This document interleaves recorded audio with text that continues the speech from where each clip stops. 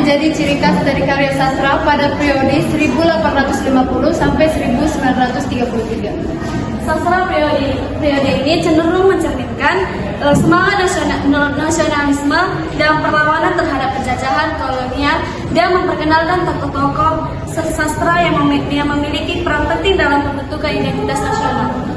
Oke, pertanyaan kedua yaitu kepada Saudara Mareta, bagaimana sastra Indonesia pada periode 1850 sampai 1933 ini menjadi fondasi bagi karya sastra Indonesia modern?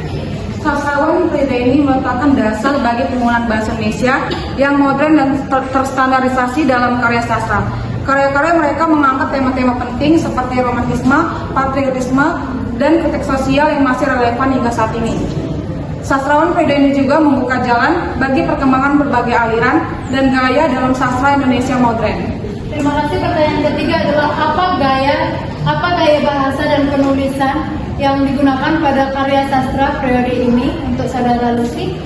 Ada 4 gaya bahasa dalam periode ini. Yang pertama itu sederhana, menggunakan bahasa yang mudah dimengerti oleh masyarakat luas. Yang kedua itu realistis, menggambarkan realistis kehidupan masyarakat dengan apa adanya.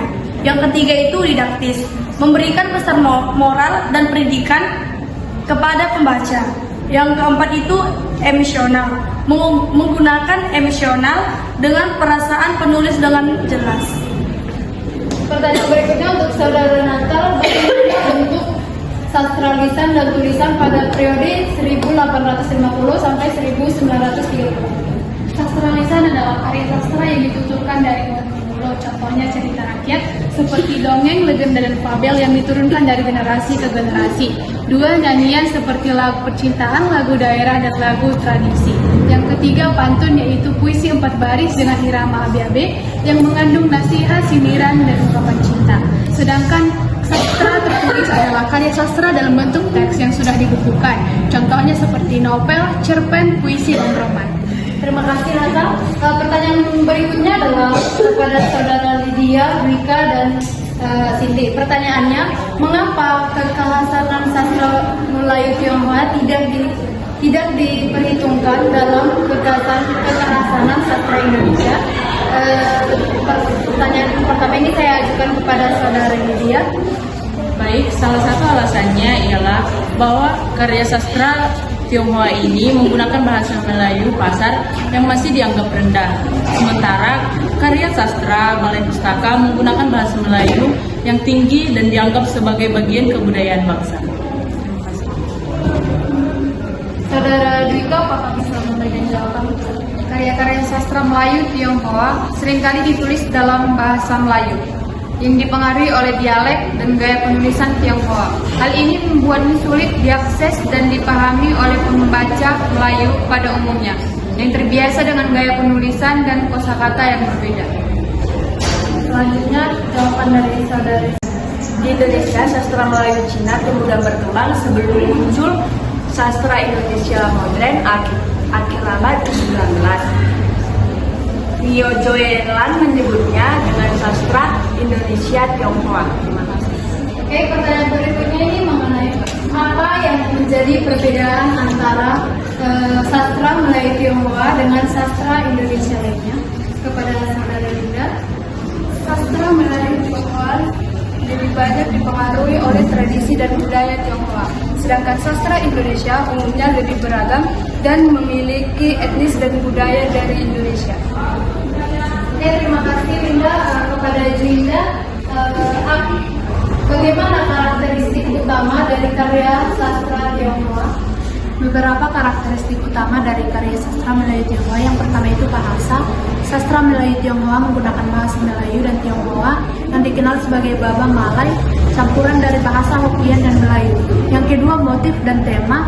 Sastra Melayu Tionghoa menggunakan tema percintaan, persahabatan, kebenaran, dan keadilan. Yang ketiga, gaya penceritaan.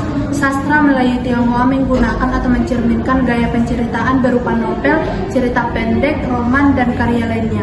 Kemudian yang terakhir itu dari sudut pandang pengaruh budaya, menggunakan nilai-nilai kepercayaan, tradisi, dan kebudayaan dari bahasa Melayu tersebut. Terima kasih. kasih. Oke, terima kasih Cinda. Pertanyaan berikutnya itu kepada Audi.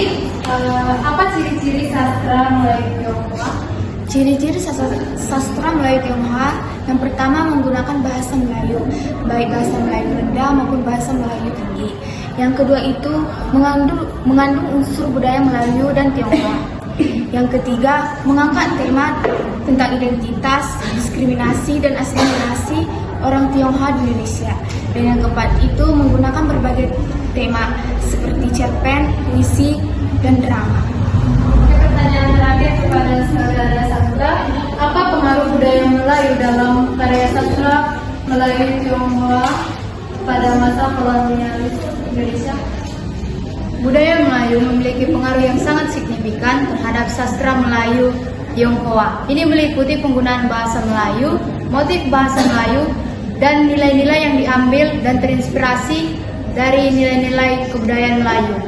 Ini menandakan atau mencerminkan adaptasi atau integritas antara komunitas Tionghoa dengan budaya Melayu. Terima kasih Sastra. Berikutnya pertanyaannya akan dilanjutkan oleh teman. Terima kasih Bu Rizka Nababan. Saya akan melanjutkan pertanyaan untuk kepada Saudari Desna. Apa peran sastra Melayu Tionghoa dalam perkembangan sastra Indonesia? Sastra Melayu Tionghoa memerankan peran penting dalam sejarah sastra Indonesia. Sastra Melayu Tionghoa memperkaya khazanah sastra Indonesia dengan karya-karya yang unik dan beragam. Sastra Tionghoa juga memperkenalkan budaya Tionghoa kepada masyarakat Indonesia dan mengajarkan toleransi dalam berbudaya. Baik teman-teman, sekarang kita memasuki materi Balai Pustaka. Pertama pertanyaan saya berikan kepada Yudika. Kapan Balai Pustaka didirikan? Balai Pustaka didirikan pada tanggal 15 Agustus 1908 dengan nama Komisi for Defaulter atau KBR. Pada tanggal 22 September 1917 namanya diubah menjadi Balai Pustaka.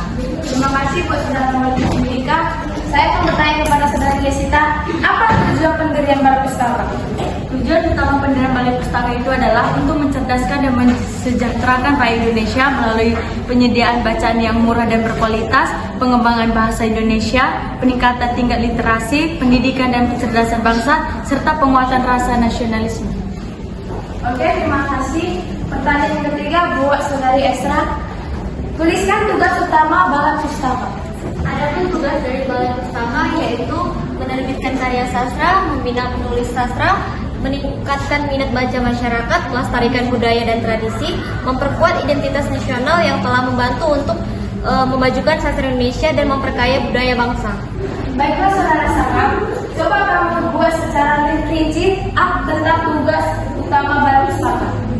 Tugas utama Balai Pustaka yaitu untuk menyediakan literasi membaca bagi masyarakat seperti munculnya novel Ajab dan Sengsara pada tahun 1920, novel Siti Nurbaya pada tahun 1922, Muda Taruna pada 1922, dan Asmara Jaya pada tahun 1928. Terima kasih buat saudara Sangat dengan Esra. Di sini saya sedikit menambahi, Balai Pustaka memainkan peran penting dalam penyediaan bahan bacaan berkualitas, pengembangan budaya dan memajukan sastra Indonesia. Oke, pertanyaan yang keempat buat Putri Sion. Siapakah topik penting dalam sastra Indonesia pada periode ini dan apa kontribusinya? Salah satu tokoh penting dalam sastra Indonesia pada periode ini adalah Balai Pustaka. Balai Pustaka didirikan pada tahun 1917 dengan kolonial Belanda. Balai Pustaka berperan penting dalam menerbitkan karya-karya sastra seperti menulis karya-karya sastra Siti Nurbaya dan Abdul Muiz dengan novel Salah Satu Asuhan. Oke, pertanyaan kelima buat saudara kita.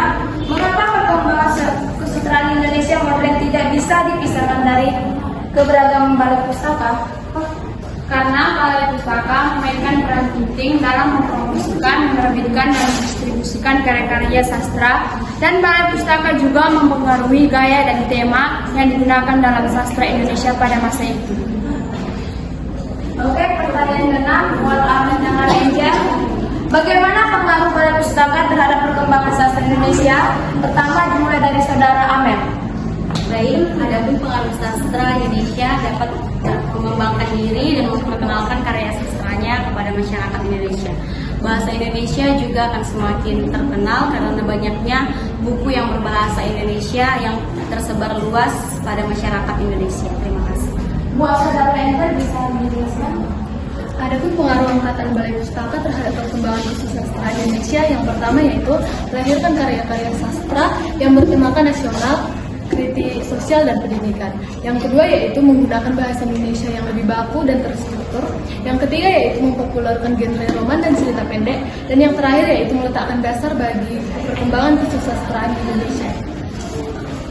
Oke, pertanyaan selanjutnya buat Lina. Apa dampak dari kebijakan pengambilan Balai Pustaka terhadap sastra Indonesia?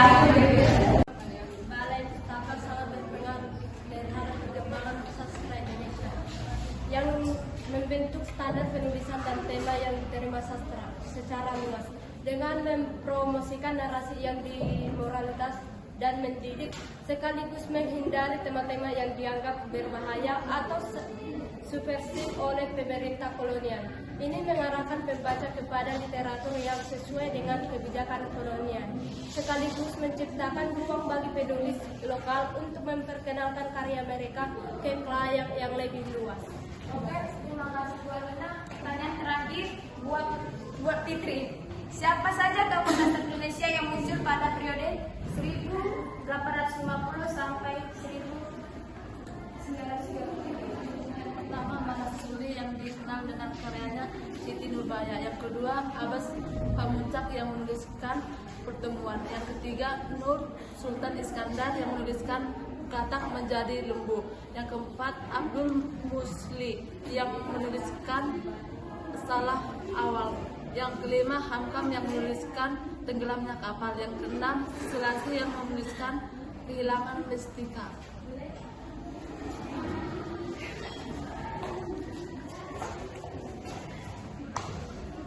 Sekian teman-teman hasil presentasi kami. Bila ada kekurangan dalam penyampaian materi atau bertanya, mohon dimaklumi dan kami mengucapkan terima kasih kepada teman-teman karena telah berkonsentrasi. Jalan-jalan bersama Duda.